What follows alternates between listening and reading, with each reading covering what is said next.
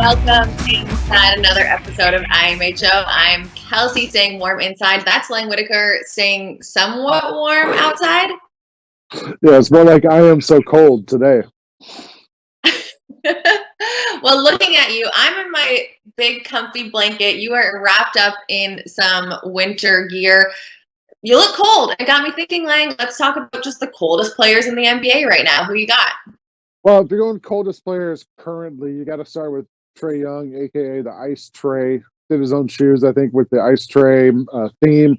Makes big shots. And then the other guy to me who is just so cold, Damian Lillard. We talk about him every week, but he makes all the biggest shots and in the biggest situations, not afraid to take those shots. What about you, Kelcey? Who do you think are the coldest players right now?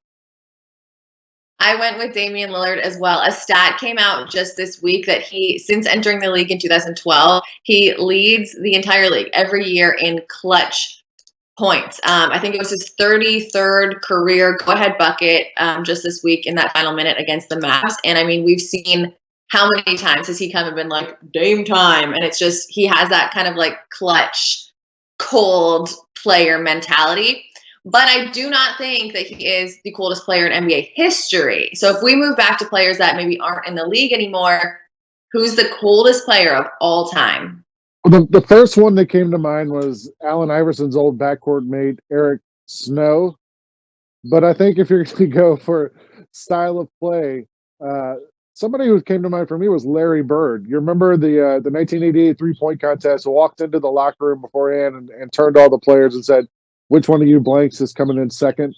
Could talk trash like nobody else. And then this week is also the 35th anniversary of a game in which Larry Bird got bored. The Celtics were, I think, 29-9 at the time, something like that, been winning all these games at Portland, and Larry Bird decided to play left-handed as much as he could, finished with 40-plus points just to make it more fun. That dude was a cold NBA player. What about you? All time, who's the coldest? I can't concentrate when I see your breath every time you say a sentence. I went with like the most obvious choice, and I think my honorable mention is Kobe Bryant.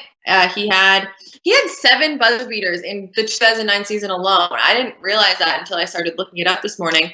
But I went with Michael Jordan, the GOAT, the coldest player. I kind of think of like coldness and like clutchness as synonymous. And so when I'm thinking about clutch players, Michael Jordan, like the shot to eliminate the Cavs in Game 5. He had 25 game winners, 9 buzzer beaters. He just kind of controlled games with not only his play, but his mental toughness and all that. So I'm going with the very obvious choice of MJ.